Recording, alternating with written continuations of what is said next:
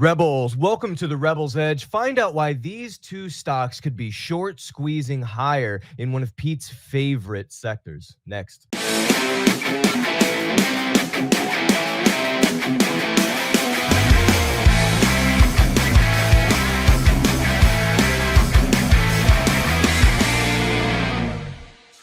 All right.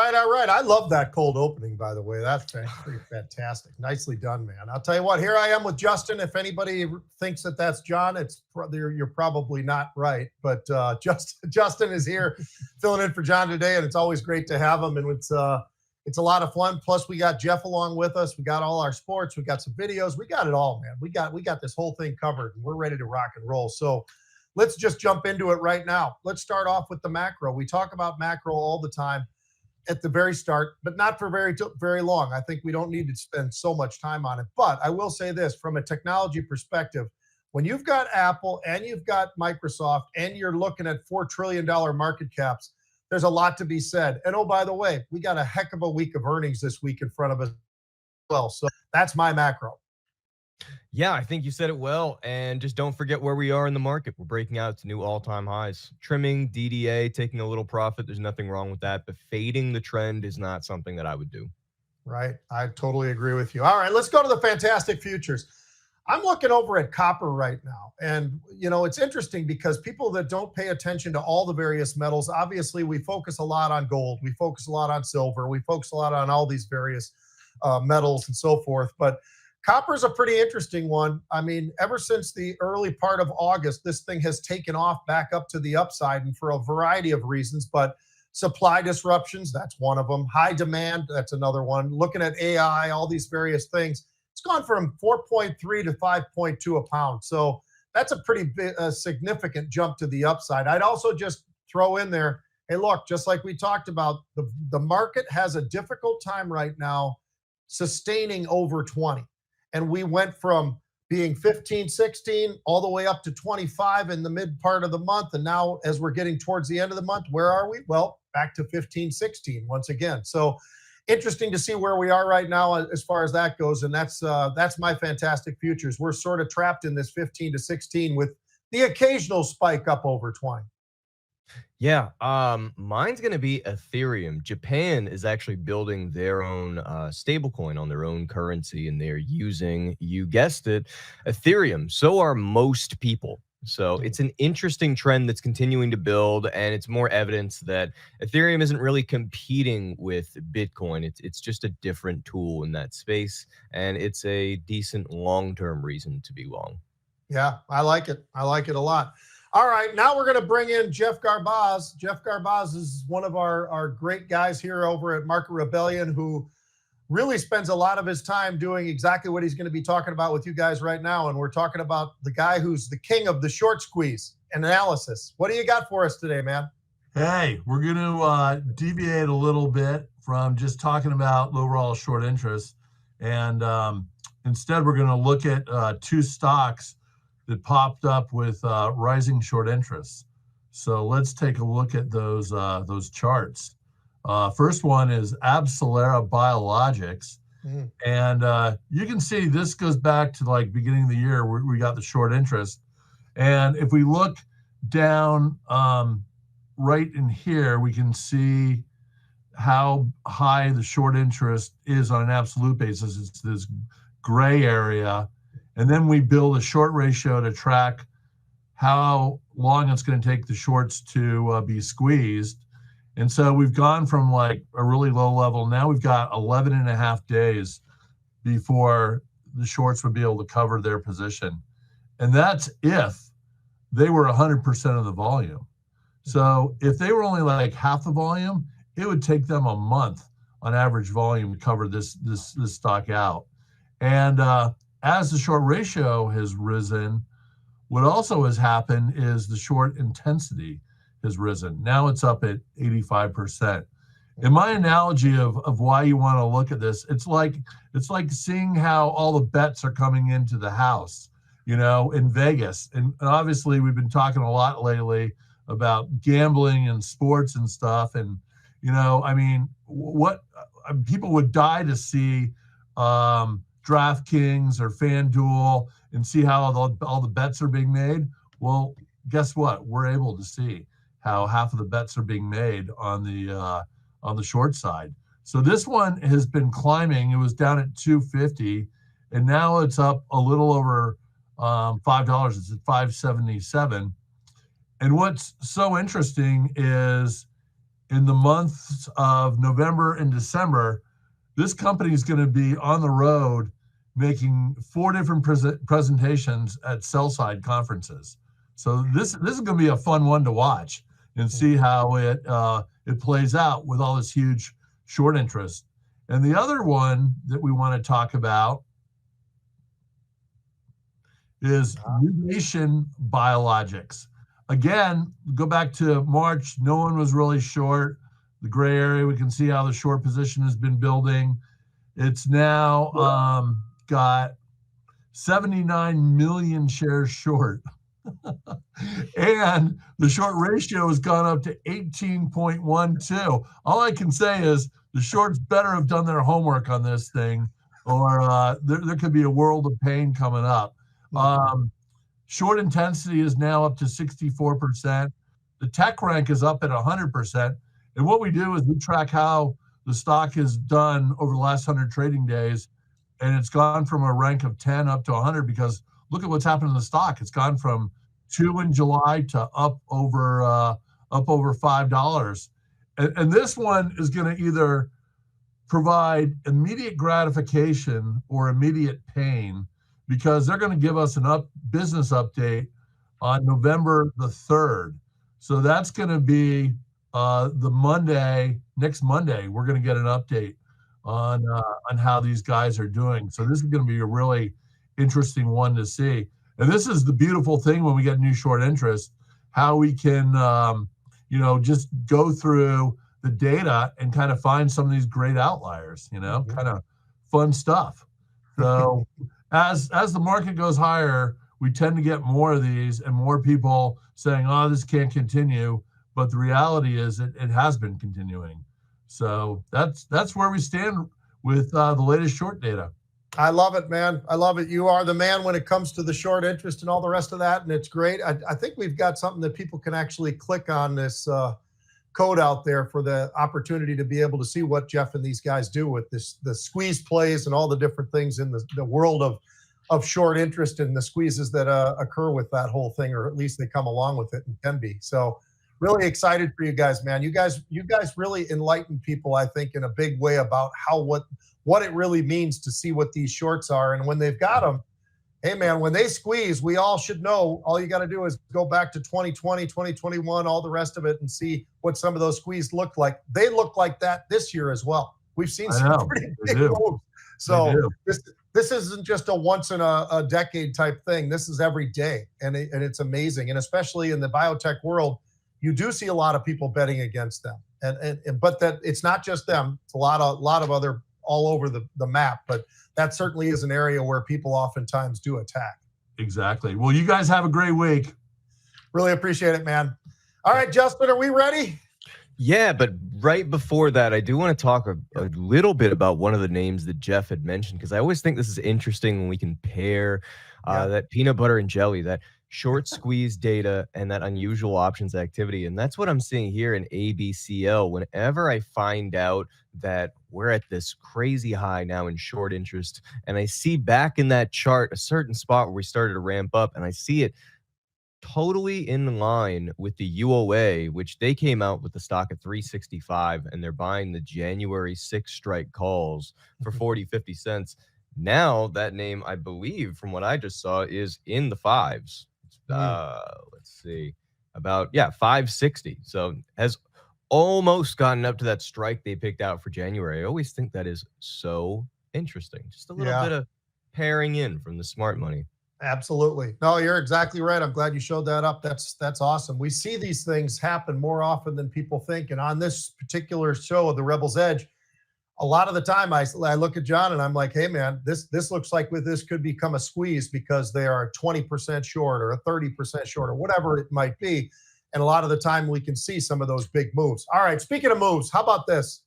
United Parcel Service. A lot of people don't even know what that is. It's UPS. I mean, let's be honest. So It's up either 8, 10, 12%. It had a big jump right early. And why is that? Because of the strong earnings that they had. Now, the revenue itself was like a little bit iffy.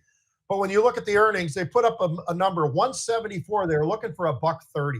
So when you put up that kind of a number, I think it can make up for what is basically an inline sort of a revenue. It's down a little bit too year over year, but it really is something that I think changes how you want to look at this, and it's why the stock itself had that nice pop. Now, they also talked about one other negative, which is sort of the decline in volume as far as the U.S. and the domestics. But I will say this, the international side of it almost kind of balances that off. And they talked about the volume there being up about 5%. So a lot of different numbers to go through, but I think the strongest one for me is just how well they performed in terms of the earnings itself. How about you? What do you think about UPS here? I think it's always interesting for a perspective of what's bad news in the real world, but good news for stocks. And what I mean by that is that if you look up anything about this UPS earnings, the thing that a lot of people are talking about is the fact that they cut 48,000 workers this year, which is sad and not good, but is probably going to mean that they're going to run a little bit leaner, a little bit meaner. Maybe they're going to make a little bit more profit going forward because they just have a smaller amount of bills to pay, to be honest. And that could be a really good thing for them, as sad as that is, specifically because they are down 22.56% year to date. That means they have not participated in any of this rally that we've seen the entirety of the year. They are almost the inverse of the SPY right now, just a total stair step down. But they're pressing into that resistance at 96. This is kind of a pivotal spot for them to be able to get above. And if they can, that would be big. Yeah, absolutely. Totally agree with you. All right, next up, how about a little PayPal? Now, these guys hit what I like to call the trifecta when it comes to this time of year when we're talking about earnings and everything. Here's what I mean by that. They beat on their Q3. The full year profit outlook looks strong. They announced a deal with OpenAI. Now, that's probably the biggest of the three, but nonetheless, stock jumped up about 15%, something like that. But they're talking about this various payments that are out there, instant checkout features and all the rest of it.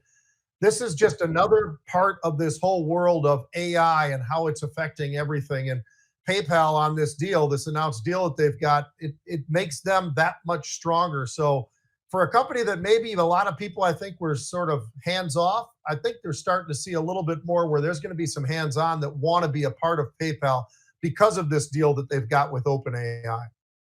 Yeah, and then also from the other side of that, the fact that, okay, PayPal people, people are going to be able to make their payments inside of an OpenAI app using PayPal. That's big, but that's like one of 10 to 20 plus different things that people will be able to do inside of these ChatGPT environments. From ChatGPT, I believe, or from DoorDash, I believe they'll be able to do Airbnb. I believe that there are connections with Etsy, and more of these little side app in-app experiences are going to be coming with OpenAI. I would expect this, especially in the early days when these deals are getting signed, to be a big deal for these companies when they get to have a little existence inside of OpenAI's ecosystem.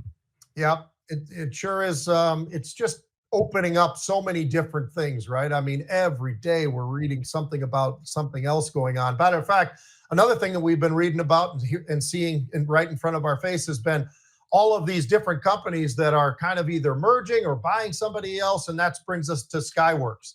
And Skyworks coming out there with QRVO and saying, you know what?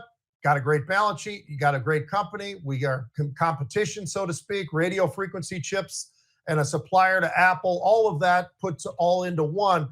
This is a deal that's going to make this combined company about a $22 billion chip business behemoth. So I think this is something that's going to be very, very interesting and opens a lot of different doors for both. So now that they're going to be underneath the same thing with this deal, now is the deal completely satisfied? No, it's going to take a little bit of time. But I think going forward, you've got two companies that, they've had a little struggle here, a little struggle there, but this could actually be the changing point. This stock bounced all the way up. I think it got to like 106 and then eased back to where it is right now. So big jump. I mean, look at where that stock was just in the most recent past, and you get up there towards 106. It's pretty impressive.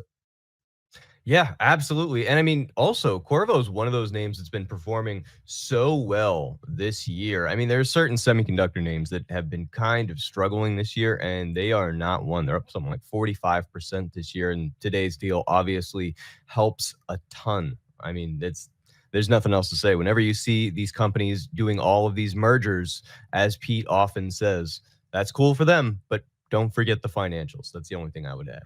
Yeah. Next up, we got Rambus. Now, this one's kind of an interesting one, right? I mean, it's when you look at some of these companies and you see a company like this one and they had kind of not very impressive guidance. When you looked at the mixed results that they had, revenue, yeah, they beat. And as a matter of fact, it was up 22.5% year over year. That's a great number. But then you start looking at some of the other numbers and you can sort of see this whole thing kind of not looking as great as expected. So down 5%, 6%, 8%, whatever the case may be. But let's not forget, and that chart shows a lot about what I was going to go to, which is this is a stock that it's up 48% in the last quarter. It's up 100% year to date. So there's no pity party going for these guys right now. I mean, they've had a heck of a nice run, and a 6 or 8% sort of a pullback. I don't even know how much I'd be overly concerned about that. But this is something where, the quarter was okay, but the guidance definitely is something that gave them a little bit of a folks that are saying, you know what, maybe I'll sell a little bit out of this thing. What do you think? Yeah, I mean, I always tell people this. There's a lot of stocks in the Rebel Roundup that we look at that look a little bit like that, where they're very high beta, and when they're doing great, it's awesome. And then when they do have a couple of those red days, they sound really, really big until you zoom out, right? When in doubt, zoom out. Always a good state of mind to be in. And you can also just listen to what the street is saying. Evercore ISI raised their price target today, despite that guidance from 114 to 126, kept outperformed, said they were a buyer of weakness, does not even look that weak to me. And in fact, they are retracing about half of today's losses so far, and they're only down now about, I think, 8.3%. Right. Yeah. All right. Well, we got a little bit of sports in front of us here now. I think it could be kind of fun, right? John, even though he's not here, he supplied us with what his favorite was of the day. And here we are right here. Let's check out Shohei Ohtani. This is a guy that I've been talking about for the last 2 years, just saying, if he's ever playing baseball near you, even if you hate the sport of baseball, go see this guy. He is Superman. He truly is Superman. And here's why. Let's see. Let's run that tape. Ohtani on a center cut fastball. Not too bad.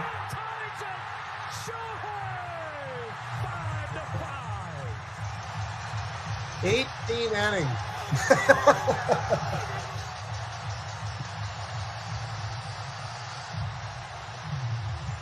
The other thing, Justin, he's a big guy too. I mean, like 6'4", 225-pound guy. I mean, he's a big human being who can pitch, he can hit, he does it all. And so I keep calling him Superman, and I'm going to ask you, does he sound like Superman if I just give you a couple of numbers? I mean, this is what I've got for you. So last night, pretty important, right? They're in the World Series. That's very important. Is an 18-inning battle. Here's what he did. This is all he did. He didn't do much, but he did something. He had 2 home runs, 2 doubles. He was on base 9 separate times. He was 4 for 4 through the first 7 innings. He got walked 9 times in total in this 18-inning battle. Now, Wow. Before you answer how good do you think Superman really is, you just got to go back to last week when they swept Milwaukee. He had his last game that he played in that one. He had 3 home runs, 3 RBIs. He pitched 6 innings. He had 10 strikeouts, and he had only 2 hits against him.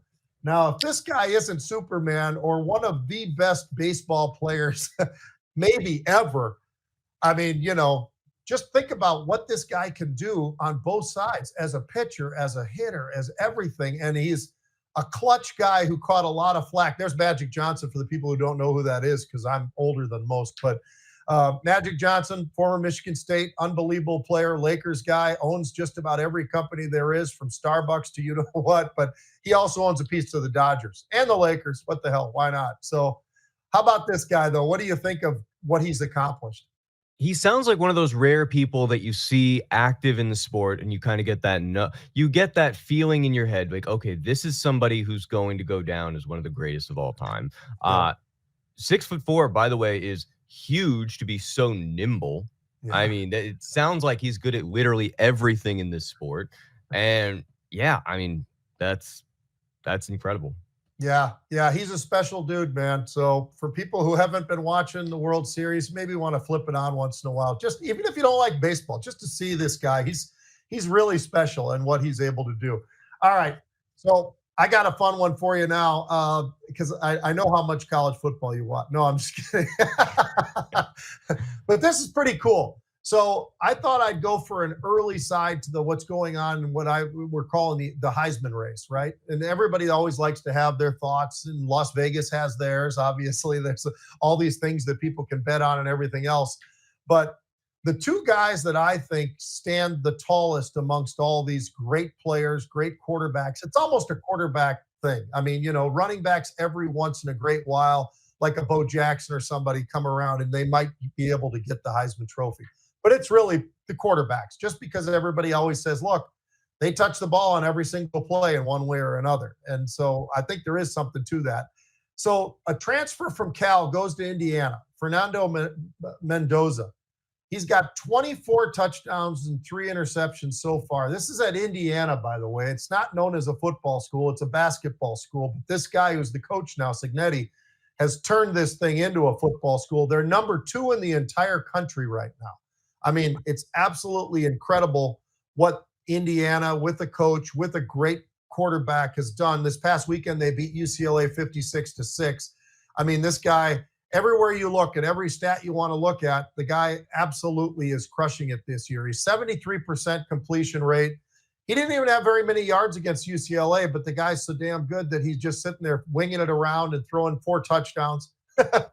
Again, he threw for under 200 yards. And then there's a kid down at Alabama named Ty Simpson, who's a little bit younger. They're also undefeated. They're 8-0. They're ranked, pretty damn high. Ohio State is number 1, but Alabama's always somewhere behind. This guy's got 20 touchdowns and 1 interception. So it's incredible what sort of players they have around each other. And a lot of people will get arguments about that. Well, Alabama has the best receivers. That makes him look better. Of course it does. But you know what? These guys are still damn good quarterbacks, and one of the two of these guys is going to probably win the Heisman. But what do you think of this? And are you intrigued enough to say, I know you're in Hawaii, so it's probably not easy, but if you wanted to watch an Indiana football game, would you watch just so you could see this quarterback and what that team has been able to do, or would you still go out surfing instead?